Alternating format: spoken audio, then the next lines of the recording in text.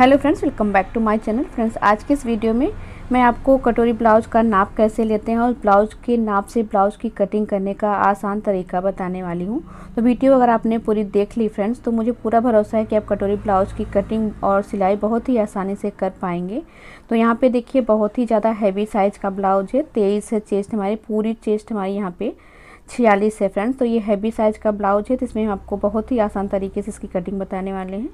चलिए शुरू करते हैं।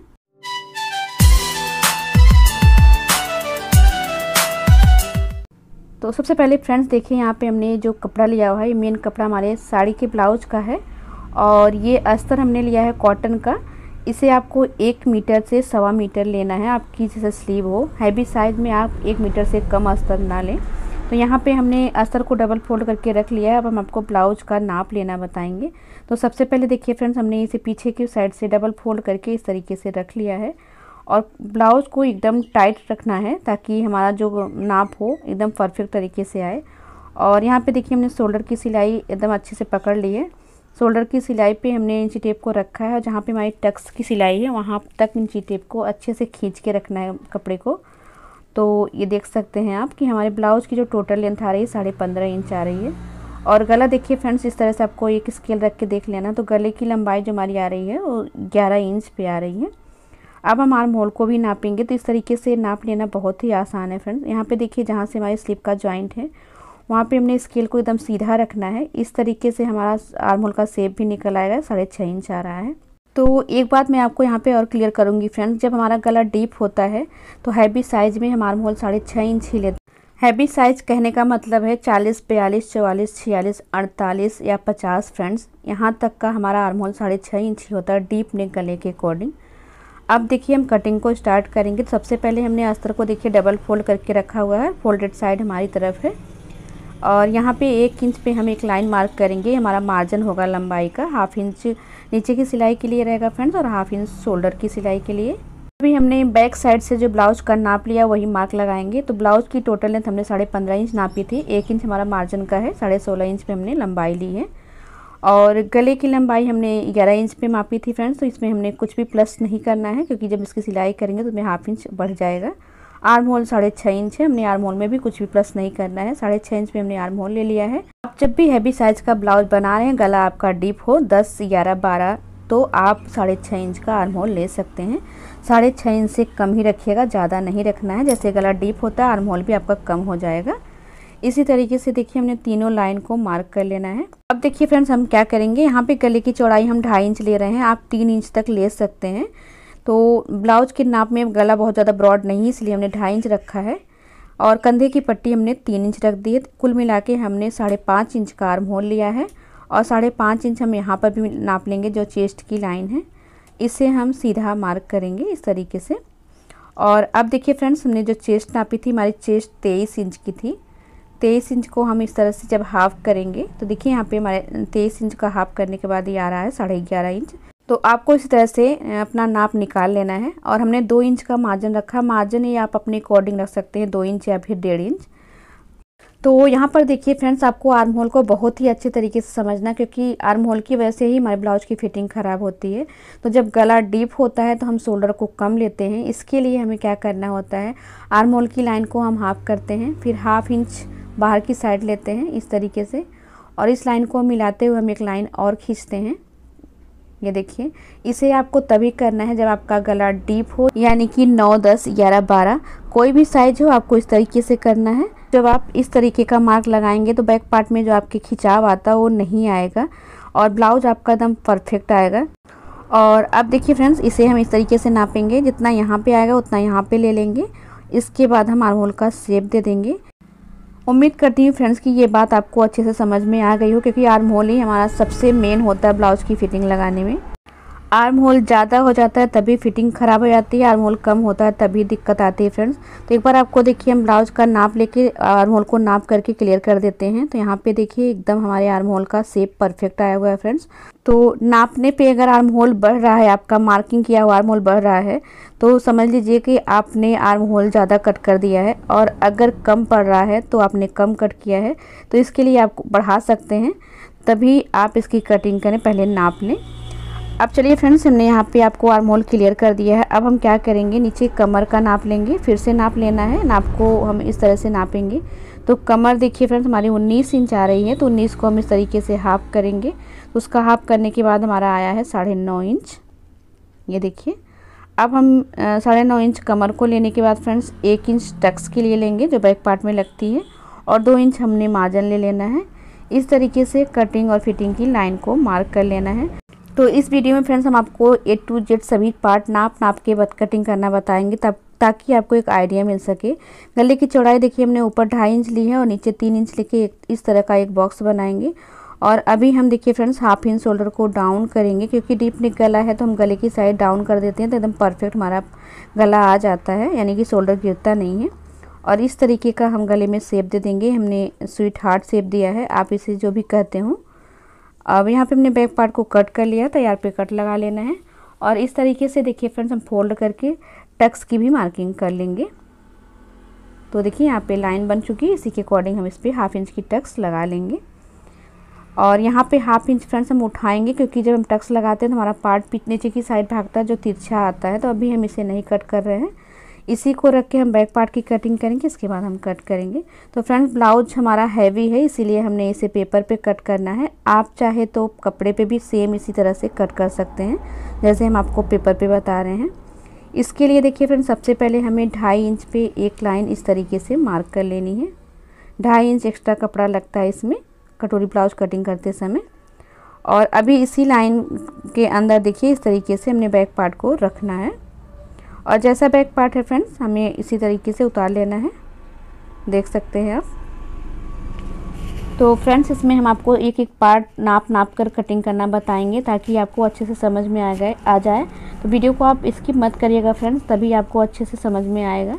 तो देखिए बैक पार्ट को हमने उतार लिया है इस तरीके से। अब हम बैक पार्ट को हटा देंगे, सारी लाइन को अच्छे से देखिए इस तरह से मार्क कर लेंगे। और अभी देखिए फ्रेंड्स सबसे पहले हम क्या करेंगे कि हम आर्म होल का शेप देंगे। फ्रंट के लिए 5.5 इंच शोल्डर नाप लेना है और 6.5 इंच आर्म होल को। इस तरीके से हमने लाइन को सीधा मार्क करना है, आर्म होल की लाइन को, और चेस्ट की लाइन को भी हम सीधा मार्क कर लेंगे। अब हम देंगे गहराई फ्रेंड्स, इसमें हम गहराई जो देंगे 1 इंच पे देंगे। इस तरीके से अच्छी तरीके से आपको आर्म होल का शेप दे देना है।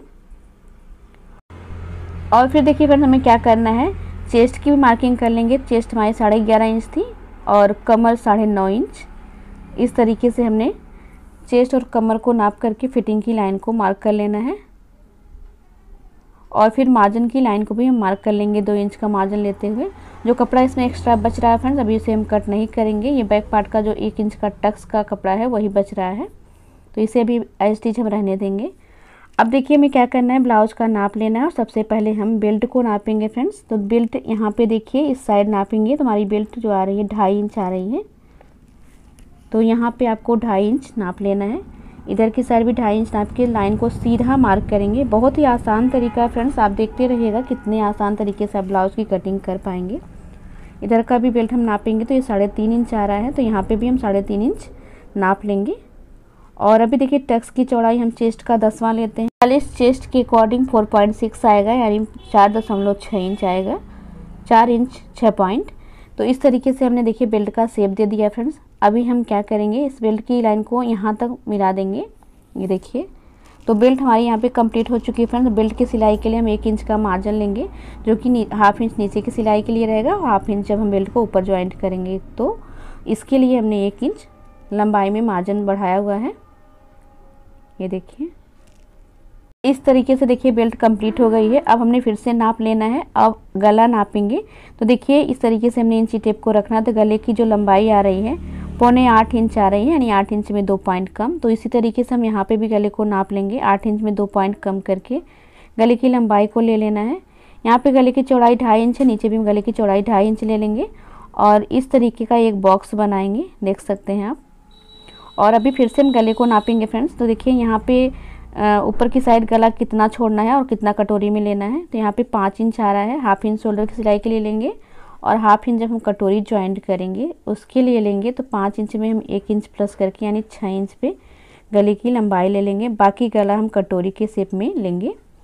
और देखिए चौड़ाई हम यहाँ पे नापेंगे फ्रेंड्स। हमारी चौड़ाई जो आ रही है 4 इंच आ रही है, तो यहाँ से हम 4 इंच इस तरीके से नाप लेंगे। इधर की साइड हमें गले को बढ़ाना है और गले का शेप इस तरीके से दे देंगे। आई होप फ्रेंड्स कि आपको समझ में आ रहा हो। तो गला भी हमारा यहाँ पे कंप्लीट हो गया है। अब हम कटोरी का साइज़ नापेंगे फ्रेंड्स। देख सकते हैं कटोरी का साइज़ जो आ रहा है 7.25 इंच आ रहा है। तो हम 7.25 इंच पे कटोरी को इस तरीके से लगाएंगे। इसके बाद 1/2 इंच और लेंगे मार्जिन के लिए। तो देखिए फ्रेंड्स, इस तरीके से आपको कटोरी का साइज़ निकाल लेना है जब आपके पास नाप हो तो। और अब यहाँ पर आप ध्यान दीजिएगा फ्रेंड्स, देखिए बेल्ट हमने जहाँ पे नापी हुई है यहाँ से 2 इंच ऊपर हम टक्स लाइन लगाएंगे। बात आपको अच्छे से क्लियर होगी फ्रेंड्स कि बेल्ट और टक्स की लाइन में 2 इंच का अंतर होता है। तो हमने बेल्ट से 2 इंच के अंतर पे टक्स की लाइन को इस तरीके से मार्क कर लेना है, क्योंकि बगैर टक्स की लाइन के हमारी कटोरी का शेप नहीं आएगा। आर्म होल के पास देखिए फ्रेंड्स, यहाँ पे हम 2.5 इंच लेंगे। इसे आपको सभी साइज में 2.5 इंच रखना है। और फिर देखिए गले के शेप से 2.5 इंच को मिलाते हुए इस तरीके से हमने कटोरी का शेप दे देना है। तो आप देख सकते हैं कि अपने आप कटोरी का शेप बन चुका है।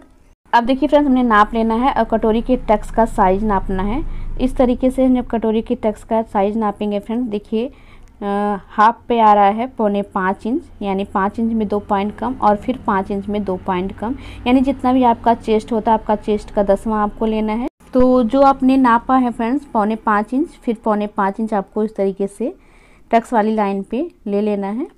इसके बाद 1 इंच आपको और लेना है, इसमें आपका मार्जिन जाएगा। और फिर देखिए फ्रेंड्स, इस लाइन को हम इस तरीके से मिला देंगे यहाँ तक। तो हमारा जो ये परफेक्ट साइज है आ चुका है नाप के अकॉर्डिंग। इस तरीके से आप देख सकते हैं फ्रेंड्स, हमारी कटोरी का जो साइज है वो पूरा 10.5 इंच आया है। ये देखिए, अब इसको हम हाफ करेंगे। ये देखिए यहाँ पे हमने एक मार्क लगा लेना है इसका सेंटर निकाल करके। यहाँ से सेंटर से फिर हमें 1 इंच नीचे जाना है इस तरीके से, और फिर इस शेप को हमें यहाँ पे लाके मिलाना है। और ये देखिए फ्रेंड्स, इस साइड का शेप जब आप मिलाएंगे तो आपको अपने नाप को नाप लेना है। तो यहाँ पे देखिए हमने नापा है, तो हमारा नाप जो है आ रहा है 3.25 इंच। 3 इंच में 2 पॉइंट कम, तो 3.25 इंच पे हम एक मार्क लगाएंगे। इसके बाद हम 1 इंच का मार्जिन लेंगे, 1/2 इंच ऊपर की सिलाई के लिए और 1/2 इंच नीचे की सिलाई के लिए। मार्जिन को आपको विशेष ध्यान देना है फ्रेंड, मार्जिन लेते हुए मार्क लगाना है और इसको लाके हम यहाँ पे मिला देंगे। तो आप देख सकते हैं कि आपका कटोरी का एक शेप बहुत ही परफेक्ट तरीके से निकल आया है। फ्रंट ओपन ब्लाउज है, तो हम इसमें 1/2 इंच बेल्ट के पास भी हुकाई का के लिए ले लेंगे और कटोरी में भी ले लेंगे। तो इस तरीके से फ्रेंड्स हमने कटोरी का 3 पार्ट एकदम परफेक्ट तरीके से मार्क कर लिया है। और अब हम इसी को कट कर लेते हैं। अभी देखिए फ्रेंड्स, एक पॉइंट मिस हुआ था, यहाँ पे आपको 1/2 इंच उठाना होता है। इससे क्या होगा कि आपका शेप जो है एकदम परफेक्ट आएगा, तो इसे आप बिल्कुल ना भूलें। तो बेल्ट हमारा कंप्लीट हो चुका है। अब देखिए जैसे जैसे हमने मार्किंग करी है फ्रेंड्स, इसे हम कट कर लेंगे। साइड का जो आपको एक्स्ट्रा कपड़ा थोड़ा सा दिख रहा है उसे आपको अभी नहीं कट करना है। इसे जब हम सिलाई करेंगे तो ये वाला पार्ट आपको हम क्लियर करेंगे फ्रेंड। इसीलिए हम देखिए यहाँ पे इसको मार्क लगा देते हैं ताकि आपको पता चले कि ये एक्स्ट्रा कपड़ा है। यहाँ पे देखिए अब हम कटोरी का पार्ट भी कट करेंगे। तो यहाँ से देखिए कटोरी का शेप हमारा एक निकल आया, दूसरा हम अलग से कट करेंगे फ्रेंड्स। ये देखिए 3 पार्ट हमने कट कर लिया है। अब हमने पेपर अलग से लेना है। इस पे हम पहले 1/2 इंच के मार्जिन पे एक लाइन मार्क करेंगे। ये मार्जिन नीचे की सिलाई के लिए रहेगा, जहाँ पे बेल्ट जॉइंट होगा। ये देखिए फ्रेंड्स इस तरीके से। इसके बाद जो कटोरी का दूसरा पार्ट निकला हुआ है देखिए ये वाला, इसे हम इस लाइन को टच करते हुए इस तरीके से रखेंगे। ये देखिए फ्रेंड्स, और इसके साइज को हम मार्क करेंगे। जैसा शेप है इस शेप को उतार लेना है पहले। और अब देखिए फ्रेंड्स हम क्या करेंगे कि यहाँ तक इसका शेप था, इसका साइज़ था, यानी इसके बाद हमें 1.5 इंच और एक्स्ट्रा लेना होता है। कोई भी साइज़ आप बना रहे हो आपको इसी तरह से करना है। इतना लेने के बाद हम इसका साइज़ नापेंगे। देखिए 4.25 इंच आ रहा है, तो 4.25 इंच पे इस तरीके से हम एक बॉक्स बनाएंगे और जो एक्स्ट्रा हमारा पेपर है उसे हम कट करके निकाल देंगे। बस हमें इतने की ज़रूरत है। इसमें देखिए फ्रेंड्स इस साइड हमें 1 इंच लेना है और इस साइड 1/2 इंच लेना है और इस लाइन का हम सेंटर ले लेंगे इस तरीके से। आई होप फ्रेंड्स कि आपको क्लियर हो रहा हो। सेंटर लेने के बाद क्या करेंगे, यहाँ पे इसको लाके मिलाएंगे और यहाँ से इसको डाउन कर देंगे। नीचे की साइड में भी हमें 1/2 इंच का मार्जिन लेते हुए एक शेप और देना है इस तरीके से। तो अब जाके हमारी कटोरी का दूसरा पार्ट भी कंप्लीट हो गया है फ्रेंड्स। तो इस तरीके से देखिए हमने फ्रंट पार्ट की मार्किंग एकदम परफेक्ट तरीके से करके कटिंग कर ली है। सेम इसी तरह से जैसे हमने इस पे कटिंग करी हुई पेपर पे फ्रेंड्स, सेम इसी तरीके से हमने अस्तर पे कटिंग करना है। कुछ भी घटाना बढ़ाना नहीं है। अगर आपके पास पर्याप्त अस्तर हो तो आप जैसे हमने आपको पेपर पे कटिंग बताई है ना, सेम इस तरह से फ्रेंड्स आपको कपड़े पे कटिंग कर लेनी है। पर अगर आप बिगिनर हैं तो प्लीज़ आप पहले पेपर पे कट करें, इसके बाद कपड़े को कट करें ताकि आपका कपड़ा ख़राब ना हो। एक आध दो बार अगर आप प्रैक्टिस कर लेंगे तो आप एकदम परफेक्ट ब्लाउज बना पाएंगे। फिर आप चाहे जैसे कटिंग करें कोई दिक्कत नहीं होगी।